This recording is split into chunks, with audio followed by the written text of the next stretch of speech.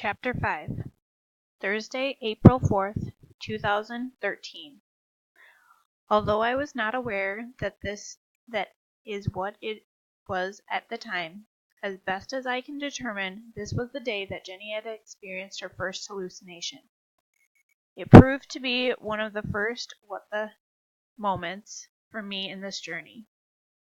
Jenny had received a large water cup with a watertight cover and large heavy-duty straw from Methodist Hospital during her short stay there, the week before. She had instantly become attached to the container, had filled it dozens of times, carried it with her constantly.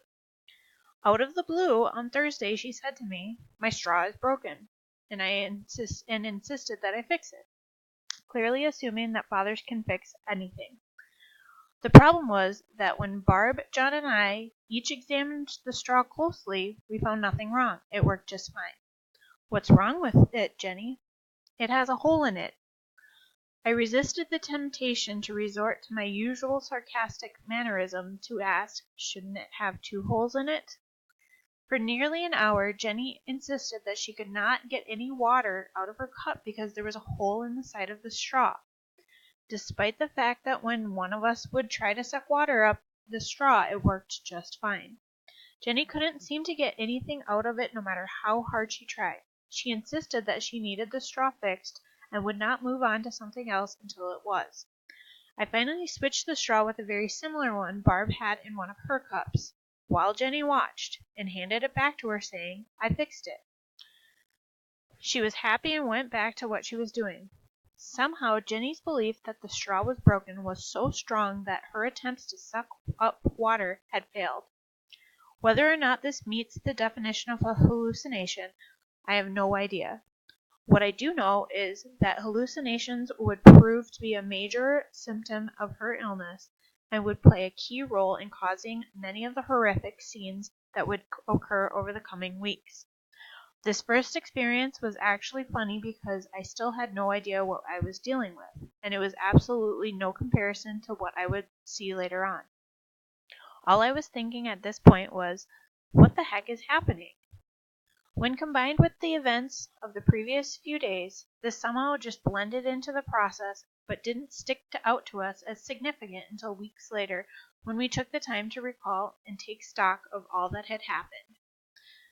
Late in the afternoon, John raised the possibility that something traumatic might have occurred at Jenny's other job at the YMCA the day of the first seizure. Working there part-time, Jenny had come from a morning shift at that job when she arrived at Barnes & Noble the afternoon of the 27th.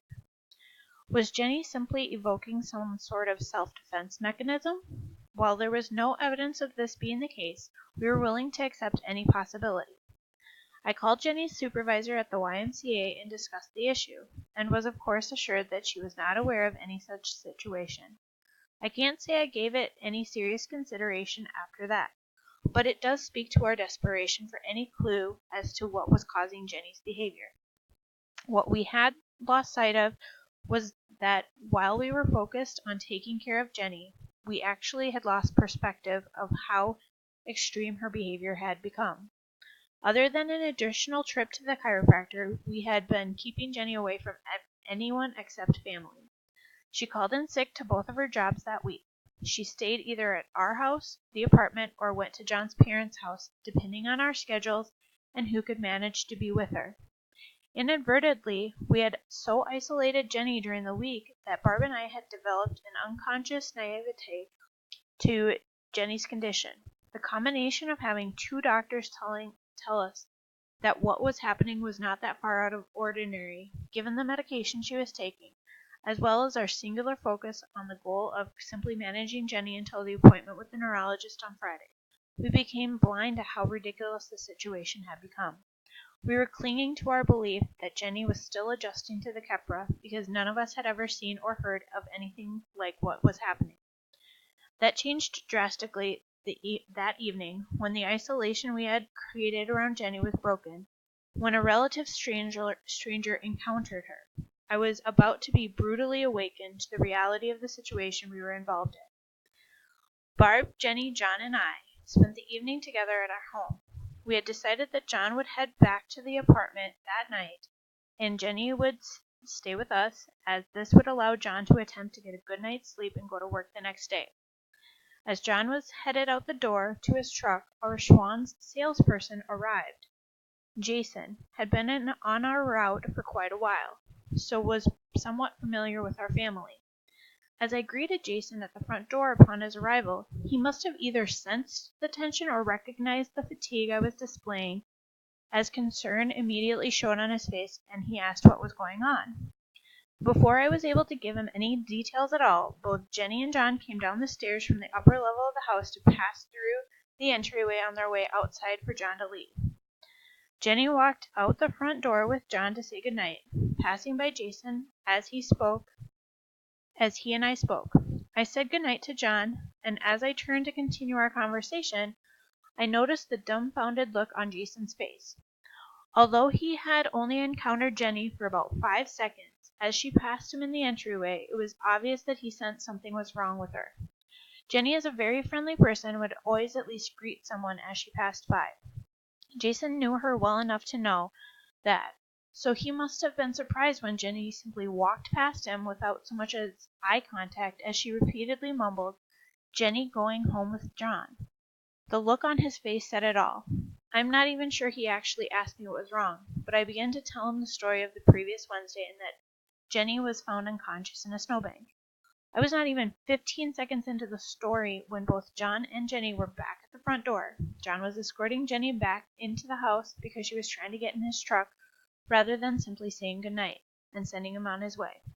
I had to physically guide Jenny back through the door, turn her up the stairs while she continued to robotically repeat, "Jenny going home with John."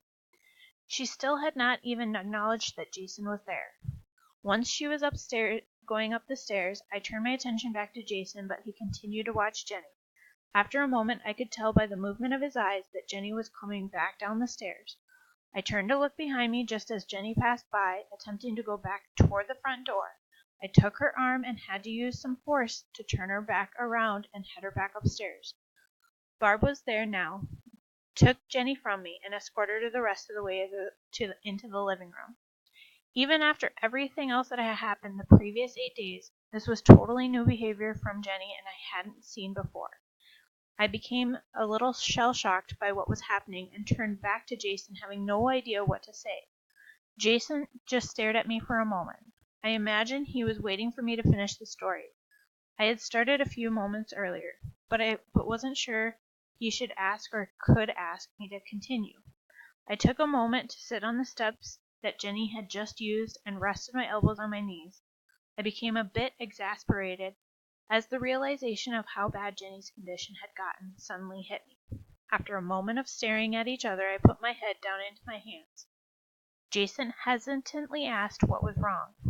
Since I really had no clue, and as odd as the statement was given that I had dismissed the possibility earlier in the day, I stated the first thing that came to my mind, simply as to give him some kind of response. I used the question John had raised earlier. We really don't know, but we are concerned there might be a possibility she may have been assaulted at work. We're taking to her doctor tomorrow.